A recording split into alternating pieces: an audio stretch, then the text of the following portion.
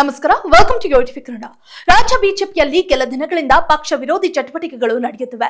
ಅಂತಹವರನ್ನ ಪಕ್ಷದಿಂದ ಉಚ್ಚಾಟಿಸಲಾಗುವುದು ಎನ್ನುವ ಮಾತುಗಳು ಕೇಳಿ ಬಂದಿದ್ದವು.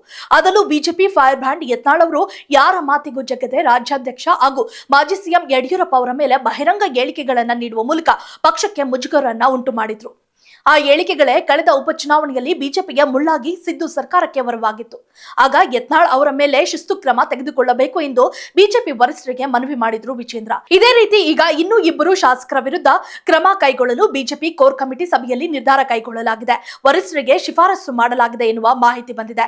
ಹೌದು, ಪಕ್ಷ ವಿರೋಧಿ ಚಟುವಟಿಕೆ ಹಿನ್ನೆಲೆಯಲ್ಲಿ ಎಸ್ ಟಿ ಸೋಮಶೇಖರ್ ಮತ್ತು ಶಿವರಾಮ್ ಹೆಬ್ಬಾರ್ ಅವರನ್ನ ಪಕ್ಷದಿಂದ ಅಮಾನತು ಮತ್ತು ಅನರ್ಹಗೊಳಿಸುವ ಬಗ್ಗೆ ವರಿಷ್ಠರಿಗೆ ಮನವಿ ಮಾಡಲು ಶನಿವಾರ ನಡೆದ ಬಿಜೆಪಿ ಕೋರ್ ಕಮಿಟಿ ಸಭೆ ತೀರ್ಮಾನ ಮಾಡಿದೆ ಎಂದು ಬಿಜೆಪಿಯ ಮೂಲಗಳು ತಿಳಿಸಿವೆ. ಈ ಕುರಿತು ಮಾಧ್ಯಮಗಳ ಜೊತೆಗೆ ಬಿಜೆಪಿ ರಾಜ್ಯಾಧ್ಯಕ್ಷರಾದ ಬಿವೈ ವಿಜೇಂದ್ರ ಅವರು ಮಾತನಾಡಿ, ಹಲವಾರು ತಿಂಗಳುಗಳಿಂದ ಕೆಲವು ಮುಖಂಡರ ನಡವಳಿಕೆಗೆ ಹಾಗೂ ಅವರು ತೋರುತ್ತಿರುವ ಅಶಿಸ್ತಿಗೆ ಕಡಿವಾಣ ಹಾಕಲು ಹಾಗೂ ಈ ವಿಷಯವನ್ನ ಗಂಭೀರವಾಗಿ ತೆಗೆದುಕೊಳ್ಳಲು ಕೋರ್ ಕಮಿಟಿ ಸಭೆಯಲ್ಲಿ ನಿರ್ಧರಿಸಲಾಗಿದೆ. ಕೇಂದ್ರದ ವರಿಷ್ಠರಿಗೆ ಮನವರಿಕೆ ಮಾಡಿ ಎಲ್ಲವೂ ಕೂಡ ಸುಸೂತ್ರವಾಗಿ ಸರಿಯಾದ ನಿಟ್ಟಿನಲ್ಲಿ ಹೋಗಬೇಕು ಎಂದು ಚರ್ಚೆ ಆಗಿದೆ ಎಂದು ಬಿವೈ ವಿಜೇಂದ್ರ ಅವರು ತಿಳಿಸಿದ್ದಾರೆ. ಬಿಜೆಪಿ ಚಿಹ್ನೆಯ ಹಾಡಿ ಗೆದ್ದ ಶಾಸಕರಾದ ಎಸ್ ಟಿ ಸೋಮಶೇಖರ್, ಶಿವರಾಮ್ ಹೆಬ್ಬಾರ್ ಅವರು ಕಳೆದ ಹಲವಾರು ತಿಂಗಳುಗಳಿಂದ ಪಕ್ಷ ವಿರೋಧಿ ಚಟುವಟಿಕೆಯಲ್ಲಿ ತೊಡಗಿಸಿಕೊಂಡಿದ್ದಾರೆ. ಕಾಂಗ್ರೆಸ್ ಜೊತೆ ಅಧಿಕೃತವಾಗಿ ತಮ್ಮನ್ನ ಗುರುತಿಸಿಕೊಂಡಿದ್ದಾರೆ.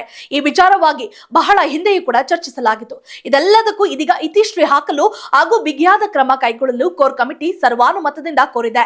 ರಾಷ್ಟ್ರೀಯ ಅಧ್ಯಕ್ಷರ ಮತ್ತು ರಾಷ್ಟ್ರೀಯ ನಾಯಕರ ಗಮನಕ್ಕೆ ತಂದು ಇತ್ಯರ್ಥ ಮಾಡಬೇಕು ಎಂಬ ತೀರ್ಮಾನ ಕೂಡ ಆಗಿದೆ ಎಂದು ವಿಜೇಂದ್ರ ತಿಳಿಸಿದ್ದಾರೆ. ಇನ್ನು ಬಿಜೆಪಿ ಶಾಸಕ ಬಸವನಗೌಡ ಪಾಟೀಲ್ ಯತ್ನಾಳ್ ಉಚ್ಚಾಟನೆ ಕುರಿತು ಮಾಧ್ಯಮಗಳ ಪ್ರಶ್ನೆಗೆ ಉತ್ತರಿಸಿದ ಅವರು, ಆ ಬಗ್ಗೆ ನಾನು ಬಹಿರಂಗವಾಗಿ ಮಾತನಾಡಲು ಆಗುವುದಿಲ್ಲ. ಈ ವಿಚಾರ ವರಿಷ್ಠರ ಅಂಗಳದಲ್ಲಿ ಇದೆ ಎಂದರು. ಅವರು ಕೂಡ ಶಿಸ್ತು ಸಮಿತಿ ಮುಂದೆ ಹಾಜರಾಗಿ ಬಂದಿದ್ದಾರೆ. ಇದೆಲ್ಲವೂ ಪಕ್ಷದ ಬೆಳವಣಿಗೆ ದೃಷ್ಟಿಯಿಂದ ಒಳ್ಳೆಯದಲ್ಲ. ಕಾರ್ಯಕರ್ತರಿಗೂ ಕೂಡ ಈ ವಿಷಯಗಳಿಂದ ಬೇಸರವಾಗಿದೆ. ಯಾರೇ ಇದ್ರೂ ಪಕ್ಷದ ಚೌಕಟ್ಟಿನಲ್ಲಿ ಚರ್ಚೆ ಮಾಡಬೇಕು. ಆದಿ ಬೀದಿಯಲ್ಲಿ ಮಾತನಾಡುವವರ ವಿರುದ್ಧ ಗಂಭೀರ ಕ್ರಮ ಕುರಿತು ಈಗಾಗಲೇ ಚರ್ಚೆ ಆಗಿದೆ ಎಂದರು. ಇತ್ತೀಚೆಗೆ ನಡೆದ ಉಪಚುನಾವಣೆಯ ಸೋಲಿನ ಹಿನ್ನೆಲೆಯಲ್ಲಿ ಸಂಡೂರು ಮತ್ತು ಶಿಗ್ಗಾವಿಯಲ್ಲಿ ನಮಗೆ ಯಾಕೆ ಹಿನ್ನಡೆ ಆಯಿತು ಎಂಬ ಬಗ್ಗೆ ತಿಳಿದುಕೊಳ್ಳಲು ರಾಜ್ಯದ ಮಾಜಿ ಮುಖ್ಯಮಂತ್ರಿ ಸದಾನಂದ ಗೌಡ, ರಾಜ್ಯ ಉಪಾಧ್ಯಕ್ಷ ಮಾಜಿ ಸಚಿವ ಎನ್ ಮಹೇಶ್ ಅವರ ನೇತೃತ್ವದಲ್ಲಿ ಸತ್ಯ ಶೋಧನಾ ತಂಡವನ್ನ ರಚಿಸಲು ತೀರ್ಮಾನಿಸಲಾಗಿದೆ. ಈ ತಂಡವು 2 ಕ್ಷೇತ್ರಕ್ಕೆ ತೆರಳಿ ಮಾಹಿತಿಯನ್ನ ಪಡೆಯಲಿದೆ ಎಂದರು. ಇನ್ನು ಈ ಕೋರ್ ಕಮಿಟಿ ಸಭೆಯಲ್ಲಿ ರಾಷ್ಟ್ರೀಯ ಪ್ರಧಾನ ಕಾರ್ಯದರ್ಶಿ ಮತ್ತು ರಾಜ್ಯದ ಉಸ್ತುವಾರಿ ರಾಧಾ ಮೋಹನ್ ದಾಸ್, ಸಂಸದೀಯ ಮಂಡಳಿ ಸದಸ್ಯ ಮತ್ತು ಮಾಜಿ ಮುಖ್ಯಮಂತ್ರಿ ಬಿಎಸ್ ಯಡಿಯೂರಪ್ಪ ಎಲ್ಲಾ ಕೋರ್ ಕಮಿಟಿ ಸದಸ್ಯರು ಭಾಗವಹಿಸಿದರು ಎನ್ನಲಾಗಿದೆ. ಒಟ್ಟಾರೆ ಬಹಿರಂಗ ಹೇಳಿಕೆಗಳಿಗೆ ಈ ಕೋರ್ ಕಮಿಟಿ ಸಭೆಯಿಂದ ಫುಲ್ ಸ್ಟಾಪ್ ಬೀಳುತ್ತಾ ಇಲ್ವಾ? ಇನ್ನು ಈ ಬೆಳವಣಿಗೆಗಳು ಯಾವ ಹಂತಕ್ಕೆ ಬಂದು ತಲುಪಲಿವೆ ಎಂಬುದನ್ನ ಮುಂದಿನ ಅಪ್ಡೇಟ್ ವರೆಗೂ ಕಾದು ನೋಡೋಣ. If you like this video, ಬೇಗ ಲೈಕ್ ಮಾಡಿ, ಕಾಮೆಂಟ್ ಮಾಡಿ, ಶೇರ್ ಮಾಡಿ ಹಾಗೂ ಯೋಯೋ ಟಿವಿ ಕನ್ನಡವನ್ನು ಸಬ್ಸ್ಕ್ರೈಬ್ ಮಾಡಿ.